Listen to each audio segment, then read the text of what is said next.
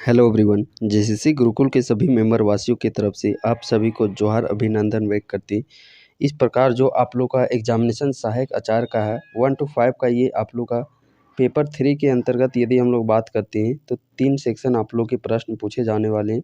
Already 2 section का जो previous year ये क्वेश्चन पेपर है उसका वीडियो आप लोग को चैनल पे अपलोडेड मिल जाएगा। प्लेलिस्ट सेक्शन पे आप विजिट करके वहाँ पे आप डायरेक्टली देख सकते हैं उन वीडियोज़ को। ये आप लोग का है तीसरा सेक्शन, पेपर 3 का तीसरा सेक्शन, जिसमें कि साइंस प्लस मैथ के प्रश्न आप लोग के 75 प्रश्न पूछे जाने वाले हैं।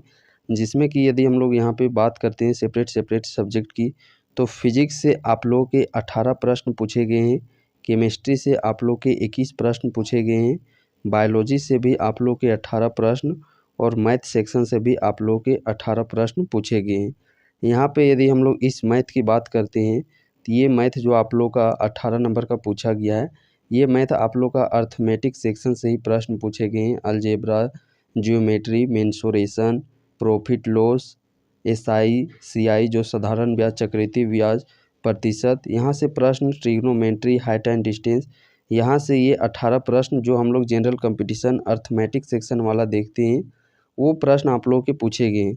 बट यहाँ पे इन तीनों की बात करते हैं, फिजिक्स, केमिस्ट्री, बायोलॉजी, तो ये आप लोग का 12th स्टैंडर्ड जो हम लोग साइंस में पढ़ते हैं 12th क्लास में, 11th-12th क्लास में, तो उन क्लास से बेसिकली यहाँ से प्रश्न आप लोग के पूछे गए हैं।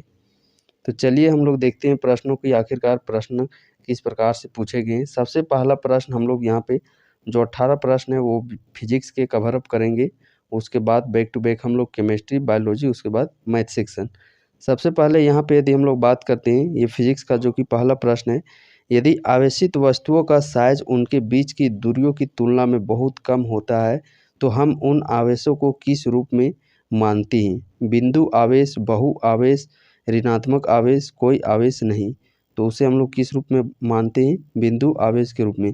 और हाँ, ये जो भी प्रश्न आप लोग के बताए जा रहे हैं इसे एज एन आप लोगों को एक टेस्ट की तरह, प्रैक्टिस सेट की तरह लेना है।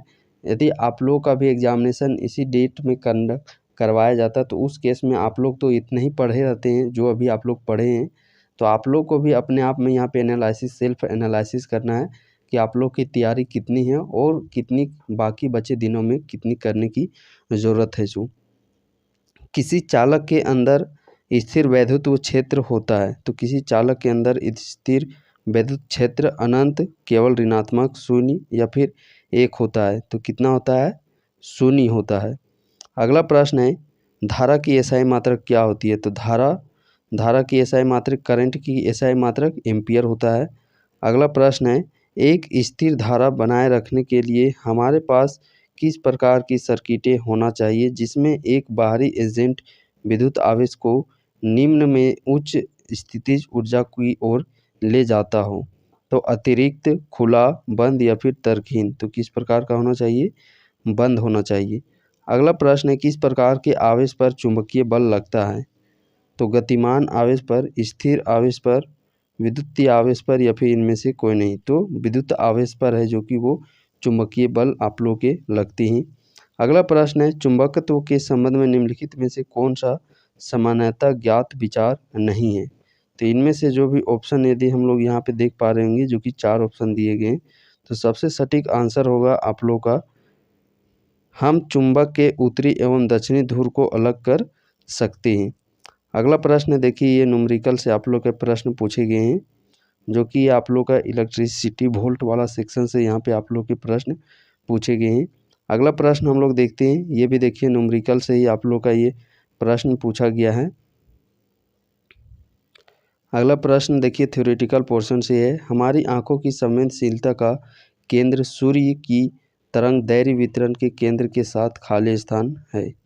तो किस प्रकार है? उसके अनुरूप है। अगला प्रश्न है कौन सी विद्युत सुरक्षा उपकरण है जो विद्युत परिपथ में अत्यधिक विद्युत धारा से बचाता है? जैमर, फ्यूज, तार की रोल, एमीटर। तो कौन बचाता है? फ्यूज बचाता है। अगला प्रश्न है चिन्हों की प्रणाली में प्रतिरोधक रंग कोष्ठ क्या इंगित करती है? तो ये क्या चीज़ इंगित करती है? ये आप लोग के प्रतिरोधक का प्रतिरोध मान इंगित करती हैं। अगला प्रश्न देखिए, ये भी आप लोग का यहाँ पे विद्युत चालकता, यह प्रतिरोधकता के सापेक्ष मूल्यों के आधार पर ठोस पदार्थ को मोटे तौर पर वर्गीकृत किया जाता है। तो धातुओं, अर्धचालक, रोधक या फिर यह सभी। तो यह सभी इस प्रश्न का सही आंसर हो जाएगा। अगला प्रश्न है, बोह ने प्रस्तावित किया कि इलेक्ट्रॉन नाभिक की परिक्रमा करते समय ऊर्जा उत्सर्जित नहीं करती बल्कि निरंतर ऊर्जा की अवस्था में मौजूद रहती है, जिसे उन्होंने खाली स्थान कहा है। जमीनी अवस्था, स्थिर अवस्थाएं, बाध्य अवस्थाएं या फिर गोल अवस्थाएं। तो उसे वो क्या के हैं? स्थिर अवस्थाएं के हैं। अगला प्रश्न देखते हैं हम लोग। देखिए प्रश्न क्या है, किसी तत्व का परमाणु द्रव्यमान। परमाणु द्रव्यमान इकाई में मापा गया तत्व के परमाणुओं का औसत द्रव्यमान है, जिसे इस रूप में भी जाना जाता है। तो उसे किस रूप में जाना जाता है? उसे डाल्टन डी के रूप में भी जाना जाता है। अगला प्रश्न है, निम्नलिखित में से किस ब्रिटिश भौतिक वैज्ञानिक ने अल्फ़ा और बीटा किरणों की खोज की थी? तो अल्फ़ा और बीटा किरणों की खोज यदि हम लोग बात करते हैं, ये अर्नेस्ट रदरफोर्ड के द्वारा किया गया। उपरोक्त रूप से गर्म करके मुक्त इलेक्ट्रॉनों को धातु से बाहर आने में सक्षम बनाने के लिए पर्याप्त तापीय ऊर्जा प्रदान की जा सकती है, इसे कहा जाता है। तो इसे क्या चीज कहा जाता है? इसे थर्मोनिक उत्सर्जन, तापीयनिक थर्मोनिक उत्सर्जन कहा जाता है। अगला प्रश्न है, देखिए यहाँ पे आप लोग के फोटो इलेक्ट्रिक करंट निर्भर करता है। यहाँ पे कथन वाले प्रश्न आप लोग के दे दिए गए हैं। तो ये आप लोग का ए, बी, सी तीनों पर निर्भर करता है। फोटो इलेक्ट्रिक आपतित प्रकाश की तीव्रता पर, दो इलेक्ट्रोड के बीच लागू विभवांतर पर, उत्सर्जक सामग्री की प्रकृति पर, इन तीनों पर बेसिकली आप लोग के ये निर्भर करते हैं। अगला प्रश्न है, खाली स्थान कहता है कि तरंग मोर्चे पर प्रत्येक बिंदु की द्वितीयक तरंगों का स्रोत माना जा सकता है। तो इस प्रश्न का सही आंसर हो जाएगा ह्यूजेंस का सिद्धांत के आधार पर। यहाँ से हमारे केमिस्ट्री का सेक्शन प्रारंभ होता है। फिजिक्स के जो 18 प्रश्न हैं वो समाप्त हो गए। केमिस्ट्री के प्रश्न हम लोग देखते हैं। पहला प्रश्न, पैलेडियम की परमाणु संख्या है। तो पैलेडियम जो आप लोग का धातु है, इस पैलेडियम का परमाणु संख्या कितना है? एटॉमिक नंबर इसका 46 है। अगला प्रश्न है, डिकॉन की प्रक्रिया में उपयोग होने वाला उत्प्रेरक है। डिकॉन की प्रक्रिया में उपयोग होने वाला उत्प्रेरक कौन सा है? तो CuCl2। अगला प्रश्न है, आणविक ऑक्सीजन निम्नलिखित में से किसका उदाहरण है? आणविक ऑक्सीजन निम्नलिखित में से किसका उदाहरण है? तो ये अनुचुंबकीय का उदाहरण है। अगला प्रश्न है, अस्थिर नाभिकीय के सभी प्राकृतिक और कृत्रिम रेडियोधर्मी अपक्षय खाली स्थान कैनेटिक्स द्वारा होता। तो ये किसके द्वारा होता है? पहला कोटि के द्वारा, फर्स्ट ऑर्डर के द्वारा। नेक्स्ट प्रश्न है, मोंड प्रोसेस का उपयोग इसके रिफाइनिंग में होता है। तो किसके रिफाइनिंग में होता है? निकेल के रिफाइनिंग में होता है। अगले प्रश्न की ओर हम लोग देखते हैं। आइसोप्रीन है, इनमें से कौन सा है जो कि आप लोग का आइसोप्रीन है? तो 2-मिथाइल-1,3-ब्यूटाडाइन ये आप लोग का एक आइसोप्रीन है। निम्नलिखित में से कौन सा सबसे अधिक विद्युतीय ऋणात्मक तत्व है? सबसे अधिक विद्युतीय ऋणात्मक तत्व आप लोग का फ्लोरीन है। अगला प्रश्न है, सॉफ्ट ड्रिंक्स और सोडा जल में CO2 की घुलनशील बढ़ाने के लिए इसकी बोतलों को निम्नलिखित में से किस स्थिति में सीलबंद किया जाता है? तो सीलबंद जो किया जाता है वो उच्च दाब हाई प्रेशर के द्वारा किया जाता है। एल्डिहाइड की तैयारी में शामिल है। एल्डिहाइड की तैयारी में क्या चीज़ शामिल होता है? तो यहाँ पे ये सभी शामिल होते हैं। कहने का तात्पर्य है एसाइल क्लोराइड, नाइट्रस और एस्टर से और हाइड्रोकार्बन, ये सभी से ये तैयार होता है। कैप्रोलैक्टम निम्नलिखित में से किसका मोनोमर है? कैप्रोलैक्टम, तो ये किसका मोनोमर है? नायलॉन 6 का मोनोमर है। धावन सोडा का रासायनिक नाम क्या होता है? देखिए धावन सोडा, तो धावन सोडा का रासायनिक नाम क्या होता है? Sodium carbonate. यहाँ पे खाने वाला सोडा, विरंजक चूर्ण, ये सभी के जो बुझा हुआ चूना, बिन बुझा हुआ चूना, ये सभी यहाँ पे याद रखिएगा। हो सकता है आप लोगों के शिफ्ट में एग्जाम में पूछ लिया जाए। निम्नलिखित में से किस दोष को विस्थापन दोष के नाम से भी जाना जाता है? विस्थापन दोष के नाम से, तो फ्रेंकेल दोष को विस्थापन दोष के नाम से भी जाना जाता है। निम्नलिखित में से किसी परमाणु रसायन विज्ञान का जनक कहा जाता है? तो परमाणु रसायन के जनक ओटो हेन को कहा जाता है।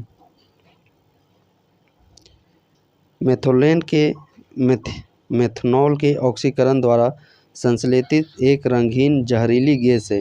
इसका उपयोग एंटीसेप्टिक, कीटनाशक, उत्कीय निर्धारण एवं समान उद्देश्य वाले रासायनिक अभिकर्मक के रूप में प्रयोगशाला अनुप्रयोगों के लिए किया जाता है।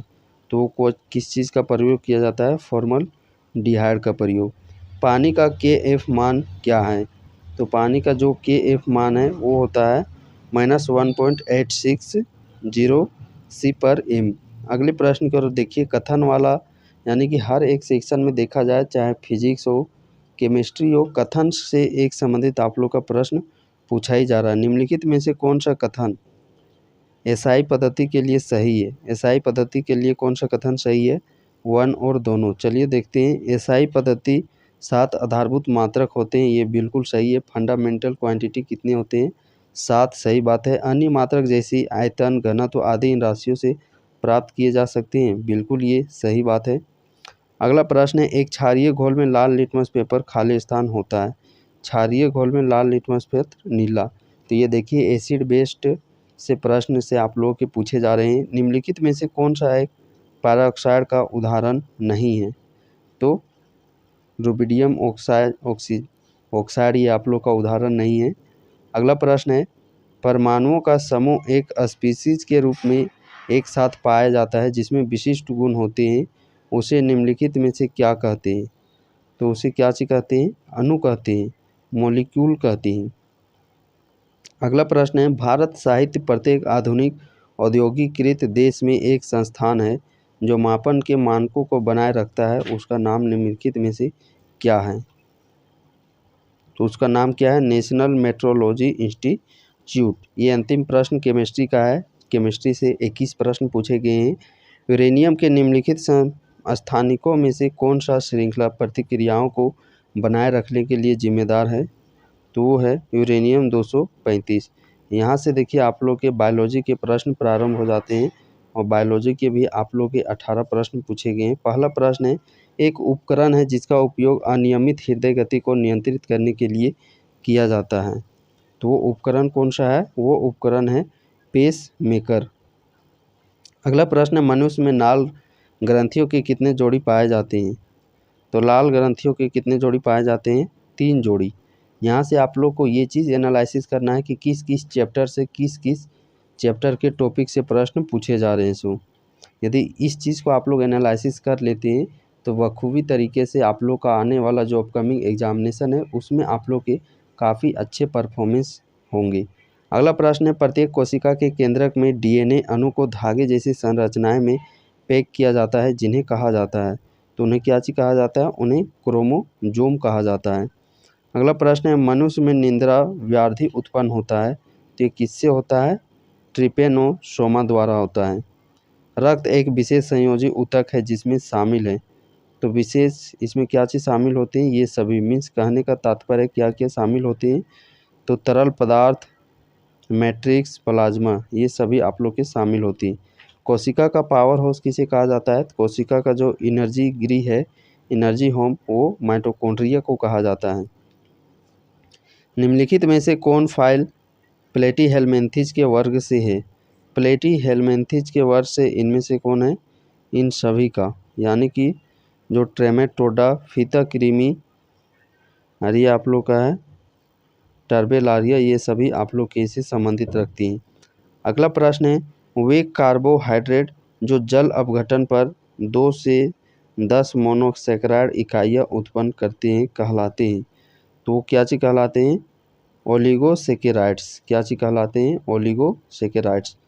अगले प्रश्न की हम लोग बढ़ते हैं। अगला प्रश्न हमारा है, वे कार्बोहाइड्रेट जो जल अपघटन पर बड़ी संख्या में मोनोसैकेराइड इकाइयाँ उत्पन्न करते हैं, वो कहलाते हैं पॉलीसेकेराइड। कौन सा जोड़ गति की अनुमति नहीं देता है? कौन सा जोड़ गति की अनुमति नहीं देता है? तो रेशेदार जोड़। यूरिक एसिड क्रिस्टल के जमा होने के कारण जोड़ों में होने वाली सूजन क्या है? तो जोड़ों में होने वाली जो सूजन है वो होता है गाउट कहलाता है। क्या चीज़? गाउट। अगला प्रश्न है, हाइड्रोफोबिया उस व्यक्ति को प्रभावित कर सकता है जो पीड़ित है। हाइड्रोफोबिया जल से डर, जो कुत्ता काटने से रेबीज बीमारी से ग्रसित है। दो गतिशील या गैर गतिशील युग्मकों के बीच जीव द्रव का संलयन कहलाता है। तो क्या चीज कहलाता है? प्लाज्मोगेमी कहलाता है। अगला प्रश्न है, निम्नलिखित में से कौन सा तिल चट्टे के वक्ष भाग का हिस्सा नहीं है? तो प्रथम तंतु। एक जलीय पारिस्थितिकी तत्व के ऊपरी भाग में सम्मिलित है। क्या चीज़ सम्मिलित है? लवक सम्मिलित है। निम्नलिखित में से कौन सा आर्थ्रोपोडा का उदाहरण है? आर्थ्रोपोडा का उदाहरण इनमें से कौन सा है? तो आर्थ्रोपोडा का उदाहरण बात करते हैं यहाँ पे टिड्डी, ये है तितली है, बिच्छू है, यानी कि आर्थ्रोपोडा सभी एग्जाम्पल आप लोगों की। एमआरएनए सम्मिश्र के अणु में एक से अधिक राइबोसोम के संयोजन को कहते हैं। क्या चीज कहते हैं? पॉलीसोम कहते हैं। अगला प्रश्न है, ह्यूमन इम्यूनोडिफिशियंसी वायरस HIV में आनुवंशिक पदार्थ बना होता है। तो इसमें किससे बना होता है? सिंगल स्ट्रैंड RNA से बना होता है। तो ये हमारा बायोलॉजी का सेक्शन भी समाप्त होता है। अब यहाँ से हम लोग के स्टार्ट हो जाते हैं मैथ का सेक्शन। और मैथ में प्रश्नों की संख्या बात की जाए तो मैथ में भी आप लोग के यहाँ पे 18 प्रश्न पूछे गए हैं। 18 प्रश्नों का आप लोग देख लीजिएगा कि किस किस चैप्टर से आप लोग के प्रश्न पूछे गए हैं। और हाँ, इसका PDF रही बात, तो इसका PDF आप लोग को टेलीग्राम ग्रुप में, JCC गुरुकुल के टेलीग्राम ग्रुप में अपलोड कर दिया गया है। टेलीग्राम ग्रुप का लिंक डिस्क्रिप्शन बॉक्स पे है, आप डायरेक्टली वहाँ से विजिट करके इसके PDF को लोड कर सकते हैं, ताकि आप अपने बखूबी तरीके से देखिए। PDF से आप लोग को ये चीज़ एनालिसिस करना है कि किस किस चैप्टर से किस किस टॉपिक से प्रश्न पूछे गए हैं। आप प्रत्येक टॉपिक प्रश्न को देखने के लिए तो वीडियो तो आप देख नहीं सकते, क्योंकि आप लोग के पास इतना समय भी नहीं है। तो वर्क एक आप लोग काम कीजिए, इस PDF को लोड कर लीजिए और PDF के भांति ही जो भी बाकी बचे दिन हैं आप लोगों के, उन दिनों को आप लोग अच्छे से यूटिलाइज़ कीजिए। साथ ही साथ इस चैनल के माध्यम से जो भी आप लोग के आने वाले समय में प्रैक्टिस सेट दिए जाएंगे, वो भी प्रैक्टिस सेट इन्हीं प्रश्नों को लेकर के बताया जा रहा है। तो उन प्रैक्टिस सेट को हो सके तो आप लोग डेली बेस पर उन प्रैक्टिस सेट को करने का प्रयास कीजिए। बाकी इसके बाद ये तो आप लोग का जो 2 मई है, उस 2 मई का कंप्लीट आप लोग का हो जाता है। इसके बाद 3 मई का भी कंप्लीट आप लोग को एक ही मैराथन वीडियो के तहत जो GK GS का प्रश्न हो गया, सोशल साइंस का प्रश्न हो गया, साइंस का प्रश्न हो गया, सभी को एक ही मैराथन सेशन के तहत मर्ज करके आप लोग का 3 मई का भी क्वेश्चन पेपर आप लोग को प्रोवाइड कर दिया जाएगा।